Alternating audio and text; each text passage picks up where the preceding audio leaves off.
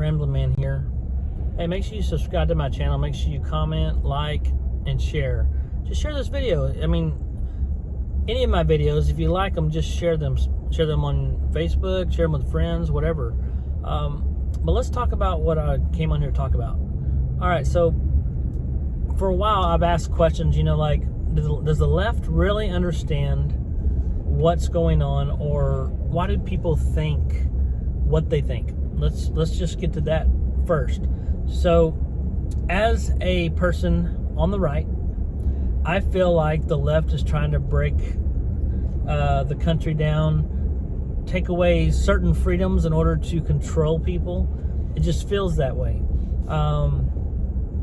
They want everybody to get in line and follow the same way that they are thinking, whereas all of the time throughout the United States, since its creation, since its founding, there have been two sides or more.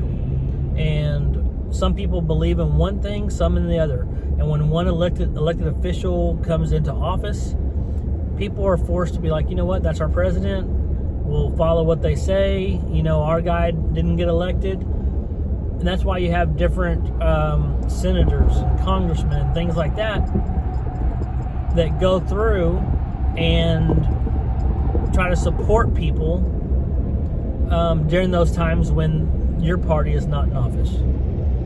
But of late, I would say even the last 15, 20 years, it's been more and more divided, and it's been more and more one of those things like, we can't wait till our party is in power because of the control we can have. It shouldn't be about control. It should be about helping the people. That's where I think the left gets lost, because the left seems to think that everyone should just fall in line and do what they want you to do, what the left wants them to do. And that's where we get with all the mandates and everything else. They want to control how people act and how people do things. And these are not things that are laws per se. Like, let's say we already know the amendments, what things are required of us in our state laws. You know, can't speed, can't kill, can't rob, can't, all those different things. But they want to add to that. They want to make it, you know what, you'll follow and do what we say when we say, because that gives us control. And that's what it's more about, especially for the left. Now, I overheard a conversation today, and where an individual was talking about Trump when he was in office, and asked someone else, do they really understand what January 6th was about? And this other person's like, what was it about? And they said, well, it was about Trump trying to stay in power because it was the same kind of move that Hitler made before Nazi Germany, when he made himself chancellor without even having an election, and it went on from there. And what we have is Hitler and Nazi Germany, the Holocaust, all those different things that happened. He was saying that this is what Trump was trying to do. At this point, what I would tell you is, when I overheard this, I did not interject. I did not say anything, because I've learned in this last year or two that by putting myself in those situations and being in an argument with someone that does not have any common sense, or really does not know what they're talking about, you're never going to win that argument, because it's just going to be agree to disagree kind of thing, because they're going to end up trying to convince you that they are correct. And that's where we're at, because this person was comparing Trump to Hitler, which I find very ironic, because at the same time, if you look back right now and see all the things that the left is pushing, we want to make sure everyone is required to have vaccines. Everyone has to wear a mask. We want you to wear masks in school. We want to make sure that we're teaching the right things in school that we want to teach, not what parents want taught. We don't want parents involved. We want to mold the children to the government. And that's exactly how it's being pushed. So for someone to turn around and compare Trump to Hitler, but fail to see how how the left is terrible and only looking for control and power is more than ironic. It's like the pot calling the kettle black. And I just don't know what to do with that.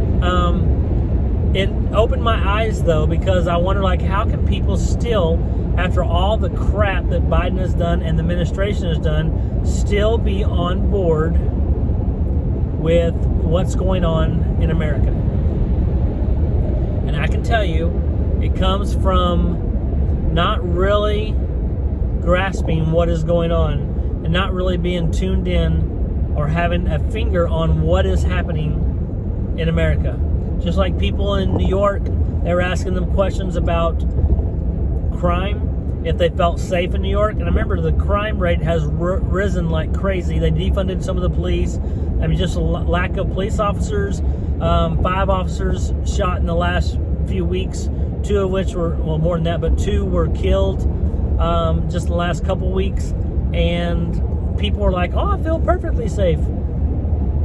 And then there was one that even talked about how the police, that they're talking about they felt safe because of they're being protected, but at the same time, but you know, police are really all bastards.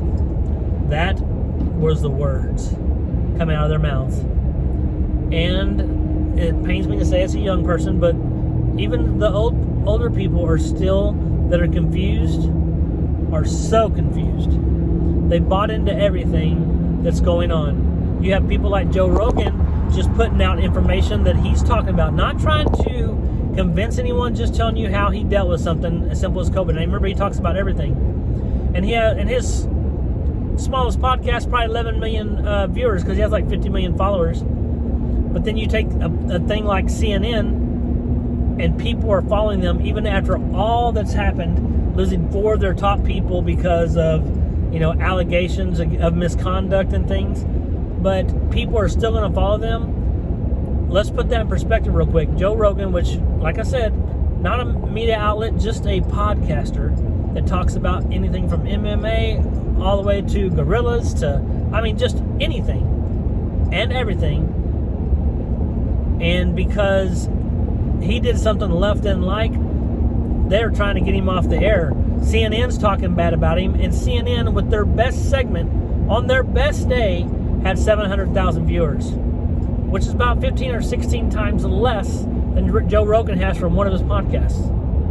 So it makes no sense to go after people unless you feel threatened. And why you'd feel threatened and saying things like misinformation and things like that, when there's not misinformation, it's a podcast. He can talk about whatever he wants to talk about. And if people get mad because he's reaching people, hey, they can't help it. They like Joe Rogan more than they like that leftist bullcrap that comes out of CNN. I'm just saying. I think CNN's almost done at this point, but we'll see.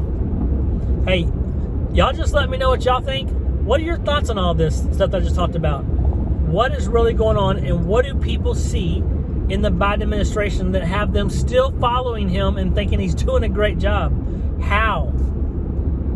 You know, people talk about the general public, some people being lacking common sense.